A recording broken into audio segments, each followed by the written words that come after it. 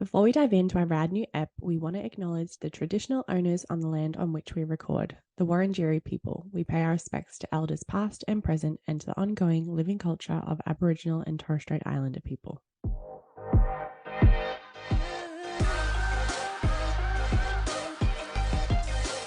What's up and welcome to Girls Gotta Work podcast. I'm Jordan and I'm a hot mess. And I'm Hayleigh, a recovering awkward person.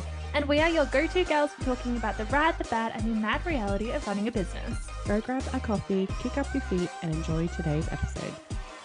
Hello, welcome to our newest episode today. I don't know what I'm saying. I was I got this. I don't know. I also just feel like that is so the vibe for today. It is raining. I don't know why it's raining. But yeah, it feels like chaos today. So it's all good. Happy to be here though. Me too. Even though you are now 30. I am now 30, everyone.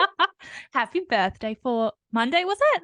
A week before. So it's in between episodes, guys. So I turned the big 30. I've been, what did I call it? Like aged out of our old intro, which was like running a business in your 20s, which is why we've changed it if you haven't noticed. Yeah, I was going to say, in case you haven't noticed, we someone got a bit too old, so we had to change it. Orcs, guys. Bit orcs. Yeah, so I turned 30. It was amazing. Had some dinner with some fam, some dinner with some friends, went out to a drag brunch. Just so much fun. Yeah, I have never had that much fun at a bottomless brunch before, and I've been to a few in my day because, you know, I'm still going to call myself early 20s, even though I'm very much mid 20s. Yeah. But yeah, they're so much fun. But that was just fucking amazing. Yeah, and that's what's going on in my life. What about you, Jorts? That's it. That's all I got. That's all I get for you turning 30.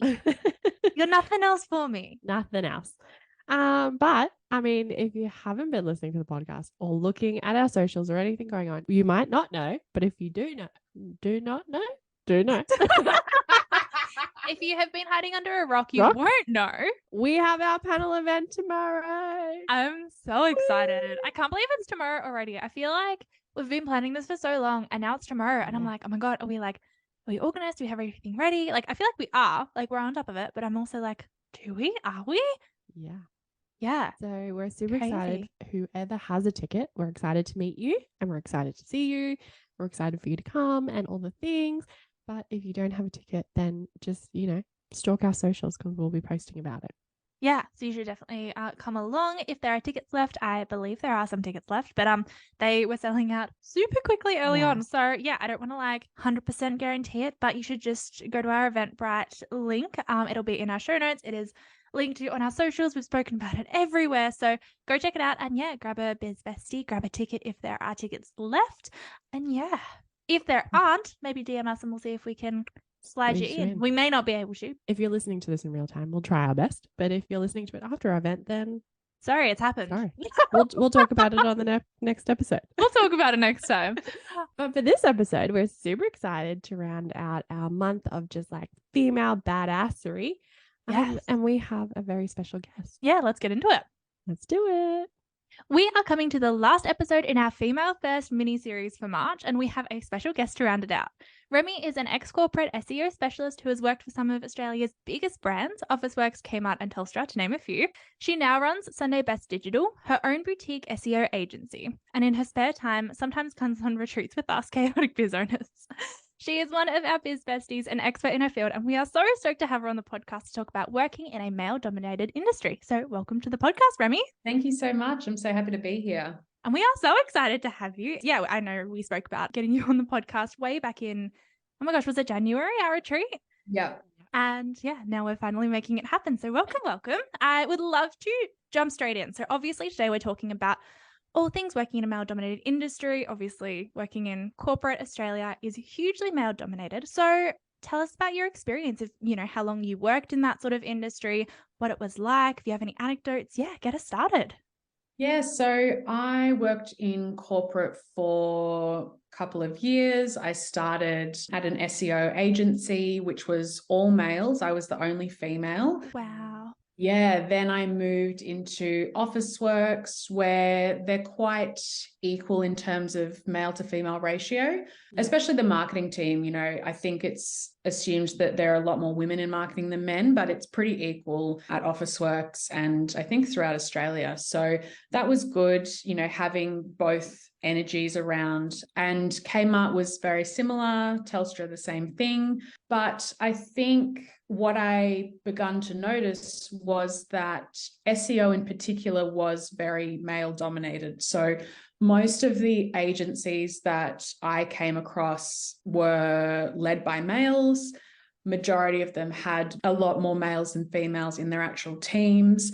And it was very rare, and I think it still is very rare, to have a purely SEO agency be led by a woman. Right. And why do you think that is? Like, maybe if you could give us a bit of a rundown on what SEO is as well. Like, why do you think SEO lends itself towards sort of men leading the way in that agency space? Yeah, so SEO stands for search engine optimization, and it's the practice of trying to increase the quantity and quality of traffic to your website, mainly through Google. So SEO has changed a lot, where back, 20 years ago, kind of when it first came out, it was very focused on things like ranking, keywords, things like trying to hack the algorithm, I guess, is something that comes up a lot. I think SEO is very different now. It's a lot more focused on customers, brand awareness, and creating great experiences so that your customers stop searching for generic terms to find you and they actually start searching for your brand name. I think the reason that SEO is so male dominated is because it isn't as creative as, say, branding or maybe social media marketing. And that's very geared towards women who are, very, very creative and also a lot more emotionally in tune, I think, with customers. So we're very emotionally intelligent. And I think back when SEO was just starting out, it didn't lend itself to actually being, you didn't really think about the customer. All you wanted to do was get results for a website, not actually thinking that there is actually a person behind that number on the screen. And if you can, make them feel good, then you'll end up having a customer for life, not just, one time. So I think that's why it's very male dominated. And I mean, it's slowly changing. I am noticing a lot more females. And I think that's the reason why the industry is changing to be a bit more customer centric and less about, hacking the algorithm and more about, giving good customer experience. It sounds very like how you were describing it before, like 20 years ago, is very like that masculine energy. And it makes sense why men kind of gravitated towards that over women. Exactly what you said. Your feminine energy is like the more emotional connection, like caring about the end result or caring about the person on the other side of it. Whereas that masculine energy is very much results driven, practicality. Like, this is just like, we're setting it up from A to Z and like, this is how it is. And end of story. Like, no emotions involved in my decision making. No emotions involved, no emotions allowed. We don't give a shit about the customer. Just give us results. Yes, because all they care about is the number on the screen and getting paid. And I think clients also, I mean, they wouldn't be as successful if clients didn't want that. But I think clients are now starting to realize that that's not the best way to do SEO or to do marketing. And building relationships with your customers is really important because there's so much competition out there that you can't just be showing up. You also have to be giving great experiences to your customer and making your brand stick in their mind over someone else's. Yeah, that's so true. And as the world gets bigger and bigger and as more people step into businesses, that's exactly it. Like, there's a cafe on every other corner. What makes you the difference? And it's that emotional connection or like the feelings. I don't know. Yeah. You can only search cafe so many times. Like, there's other things that pull you to that brand, not just what they offer. Yeah. Or who shows up. It's like once you go there and you experience things, it's those little experiences that are going to get you coming back. So yes, while if you search for something and it comes up, that's great. If you go there and the experience doesn't make you want to come again, then what's the point? You may as well have not spent that money trying to get in front of you anyway. Yeah. Amazing. I love that. That makes so much Yeah. sense too. So do you think working in a male dominated industry motivated your decision to like start your own business or your own agency and surround yourself with women? Like, do you also take that further to your clients? Like, do you only look after female led businesses, or tell us a bit about that kind of journey? Well, I think it definitely influenced me into starting Sunday Best Digital. I think I saw the way that agencies were conducting themselves, both while I was in corporate and while I was freelancing at the time as well. I would have a lot of clients come to me and say, you know, my SEO agency was doing this, and I could tell that they weren't getting great results. Their website was getting absolutely butchered. And also, you know, working with agencies in corporate, they were great, but I think that definitely lacking that emotional female energy to be able to get long-lasting results. So I started Sunday Best Digital because I saw a gap. And if you are an SEO agency owner, female, listening, I would love to connect, because it is very difficult to find women in SEO, especially ones that have their own dedicated agency. And yeah, that's definitely a reason why I started Sunday Best. And we don't just look after women. I do get a lot of women coming to me because I am quite active in women's business groups, and I get a lot of referrals. And I think a lot of women feel safer with a female, because I think sometimes men can make SEO seem like this mythical, magical marketing tool, and they might feel a little silly asking questions, whereas it's a lot less, I guess, daunting asking someone like me, or I hope it's less daunting asking someone like me the same question. So I do get a lot of female customers, but I don't work exclusively with female. The businesses I work with, the one thing they all have in common is that they really want to be the go-to brand in their industry, and they really care about their customers. So whether that's they've got a male or female owner, it really doesn't matter. Amazing. I definitely resonate with what you said, Remi, because I had no fucking idea what SEO was until I met you. Because exactly what you said, like, it is daunting and it's been built up. I guess I've been watching men talk about it. Not all men. Not to hate on all men. But I've been listening to very like corporate masculine businesses talk about it, and I had no fucking idea. And I was like, I don't know what I need. I don't know what this means. I don't know anything. And just like getting to have you in my circle and explain it to me helps me. And I definitely understand why other businesses would come to you for that, because you're breaking down these barriers and these walls that have been built up by society and by other businessmen that we have no idea. And it does soften it. And I think also on your point about the connection, like I get drawn to other businesses that give me a good experience, or, you know, yes, can get me the results, which is like your masculine energy, but can also tap into the feminine energy and explain it well and just make me feel at ease. It's like, look at how amazing we've done this, but like, I'm going to hold your hand through it as well. So I think that's why I definitely gravitate towards other like women-led businesses than I can imagine. That's why they come to you, because for a long time, no one was holding their hand. Yeah. And I've experienced that in corporate as well. And I think that's why I try and give that experience to my customers, because I mean, corporate still is very male dominated, and being a female in that environment, you kind of learn or experience what it might be like for other female business owners outside of corporate to have to go to men who have, you know, marketing agencies and ask them for advice and hire them. Yeah, I think like leaning into all of this sort of how good it is to work with women who do work in male-dominated industries and sort of more technical fields as well.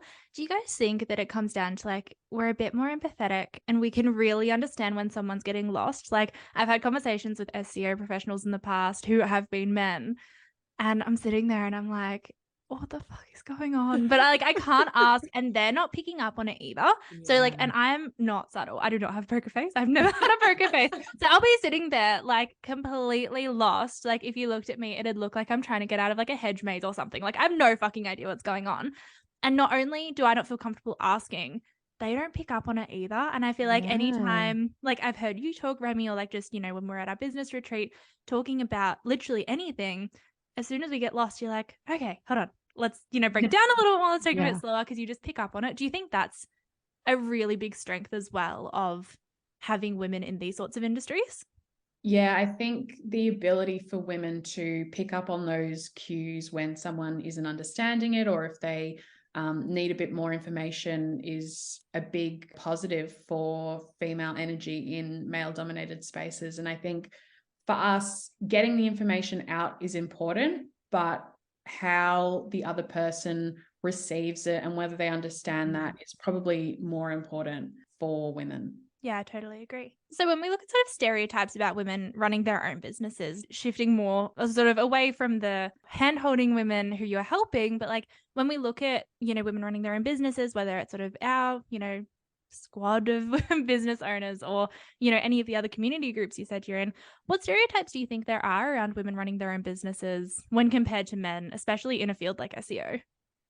I think there are a couple of different ones. So the first one I would think of is that women are not interested in tech fields or more male-dominated industries like tech or finance, and they're only interested in soft industries like beauty or fashion. And I think that, yes, while a lot of women are interested in beauty and fashion, the tech and finance and all those male-dominated industries can really benefit from more female energy, because more often than not, they're targeting both genders. So there's no benefit to them if they only focus on targeting one specific gender. So I think having women who have those emotional intelligence skills in those male-dominated spaces is going to be a lot better for those businesses. And I think the second biggest one I've come across is that women are less ambitious. And I think that's absolutely not true. Yeah, that's bullshit. Women are just as ambitious. I would almost say more ambitious, because, you know, a lot of women understand that at some point they might have families. So there is this drive to be able to create a life where you are able to work and, you know, raise children if that's your choice. And so you need to be thinking far ahead, which means that you're going to be thinking, what can I do now to get to the place where I want to be? And so women in business are ambitious. I mean, the fact that someone would go out and start a business just shows you how ambitious they are. I fucking love that. To call out my boyfriend, I'm way more ambitious than he is. Like, for different reasons. And I think you're so right. Like, I read something this morning, could be TikTok. Was almost definitely TikTok. Yeah, actually probably was actually.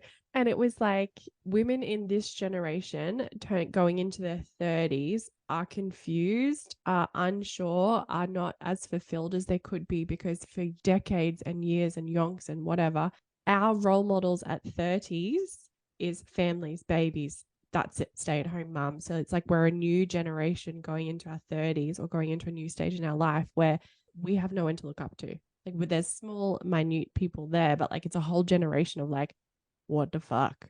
So I think it's the same in like business. Like, women are stepping into these positions that we're excited to be there, but like, what the fuck are we doing? Like, yeah, they're the first ones there. They've got no one to look at. Whereas, you know, male leaders have years, thousands of years of male leadership examples to see. Have you ever heard of the surprise and delight marketing technique? I sure have, because Anne from The Little Gift Loft is the queen of all things surprise and delight, with corporate gift boxes to tickle anyone's fancy. And if the word corporate has you running for the hills, please don't put your sneakers on just yet. The Little Gift Loft specialize in helping small businesses stand out from the pack with exceptional, thoughtful gifts that leave a lasting impression. As someone who's worked with The Little Gift Loft repeatedly in my own business, I can't say enough about the genuine care that goes into each box. The Little Gift Loft always takes the time to understand exactly what kind of impression I want to make and helps design a modern, thoughtful gift that is branded to perfection. It's a real dream come true for a biz owner whose love language is gifting. And And to make us fall in love with the little gift loft even more, Ange has been generous enough to offer the Girls Gotta Work crew a special discount. That's right, George. For all of March, the Girls Gotta Work crew get 15% off corporate gift boxes to surprise and delight their clients, employees, or guests. And all you have to do is use the code GGW15 at checkout for 15% off. A huge thanks to the Little Gift Loft for making this episode of Girls Gotta Work possible. And also the societal expectation that they will step into those roles as well. Like, I feel like you can't underestimate how deep-rooted and ingrained our ideas that maybe we don't deserve those spots, or maybe we should just stop working and, you know, have a family, and maybe we shouldn't be ambitious because, you know, ambitious women aren't attractive or won't get a husband or whatever it is, like whatever bullshit we've been fed. Like, there hasn't been the space for us to even hold those positions, but even dream about holding those positions, whereas men have just always known that that's their place. Like, I feel like that can't be understated enough. Yeah, they assume it, whereas women, it's like a nice to have. But what are you sacrificing to get there? That's a big thing that comes along. What are the men sacrificing? Fuck all. I really feel like throughout all of this month, we're really like, every time we get to this sort of point in the episode, we're having an amazing conversation. Then we have to be like, not all men. Like, we, you know, we love our men, we love our partners. Like, there are lots of good men in the world. Well, like, we don't hate you. Like on that, for an example, like my partner works in marketing for a creative agency, corporate creative agency. For a long time, he was the only man in his team. He was like surrounded by women. It was like the opposite. No one listened to him. Yeah. It's like feminism. For a change. It's like feminism gone too far. I was like, now you know what it feels like. He's like, I hate it. I was like, exactly. Welcome to our world. All the time. All the time. So how, Remi, do you think we are like breaking down stereotypes in business as business owners in SEO in the tech world? Like, what do you think? I think one of the natural feelings that comes along with being a female business owner, and I only say natural because it's common, is feeling that, you know, our old friend imposter syndrome. And I think that how I'm trying to get rid of that and that feeling of, you know, who am I to give advice or to put these tips out there. And a lot of that does come from feeling like there are a lot of men in the industry. Well, there are. And that is just to continue to show up. And it can be exhausting. It can be nerve-wracking. You're just waiting for, I call them SEO bros, and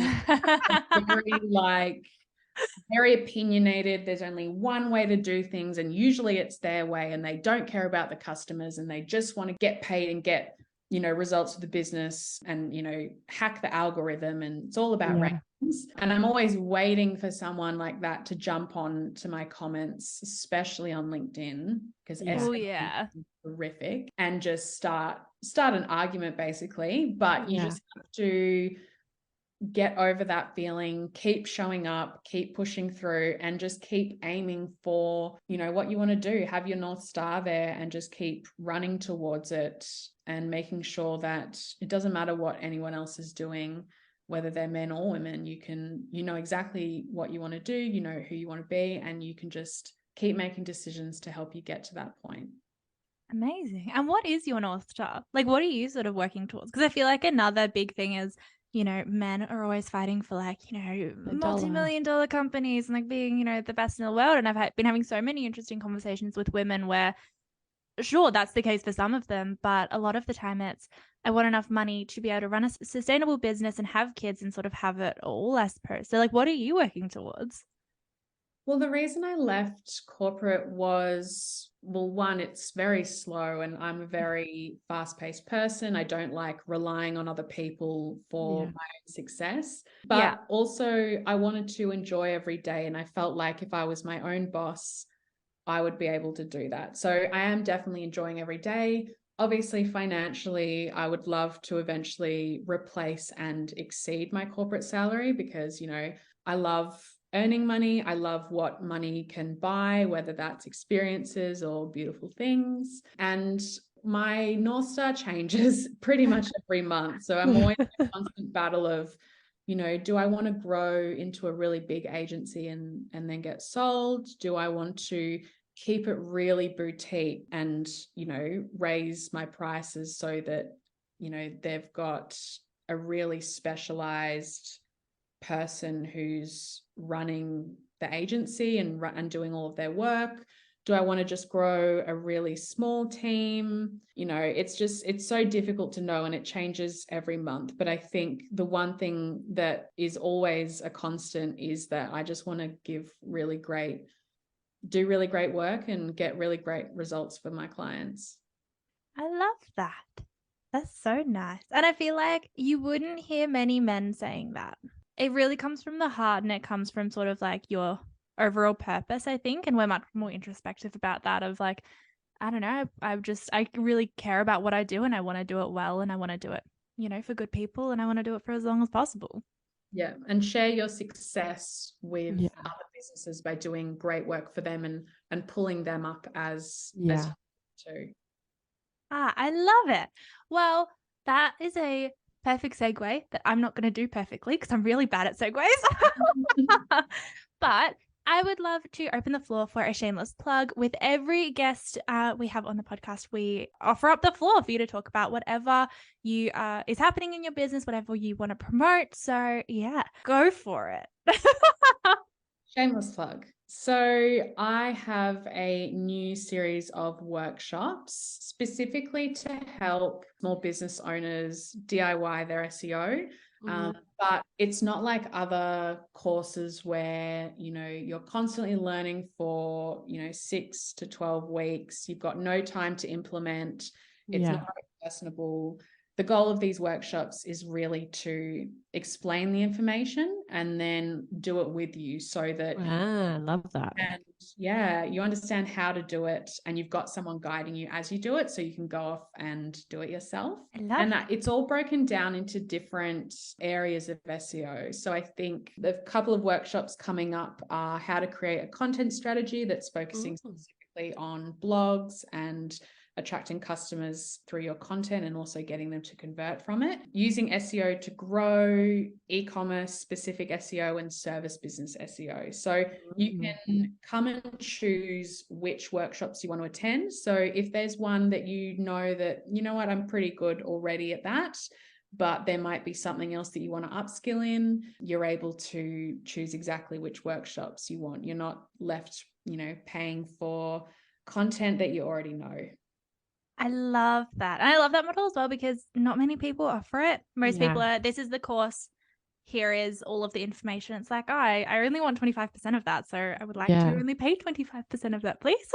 And I like guided learning because I do lots of courses and then I don't implement a thing by having someone. No, that doesn't sound like you at all. That's not me. How's your website going, Hayleigh? Really well. I've been called out, guys. I love it. I love being like guided and like, you know, held accountable to an extent on do the work. Yeah. Amazing. Well, thank you so much for coming on the podcast. It has been so lovely to chat about all the things. I think this has been a really great end to our sort of female first series that we've done throughout March for International Women's Day. And for our event, which is tomorrow. I can't believe it. But thank you so much for coming on. And we'll pop all of the links to your socials and your course in the show notes as well for any of our listeners who would want to get involved. Thank you so much for having me. I've loved chatting about my experience. And that's a wrap, fam. As always, we love being in your ears, sharing the highs and lows of running a business. If you want to keep the party going, come join us on Instagram and TikTok at Girls Gonna Work Podcast. We are a small business, so if you're feeling extra kind, we'd love it if you could like, subscribe, and leave a review on your podcast app of choice. And this podcast was produced by Good Chat Media, so go give them a follow if you loved the app. Bye!